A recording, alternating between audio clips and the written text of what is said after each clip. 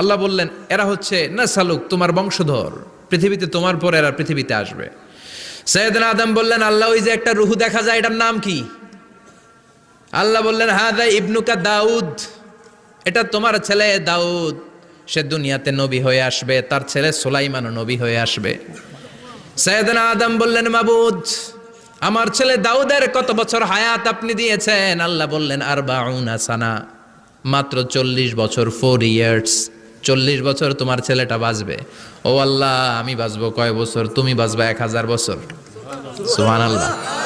সাইয়েদনা আদম বললেন মাবুদ এত ফুটফুটে সুন্দর আমার ছেলে দাউদ মাত্র 40 বছর দিলেন কেন? জিদ মিন উমরিহি, বাড়ায়া দেন। কি করেন? সুপারিশ করতেছে পোলার লাইগা কে? বাবা।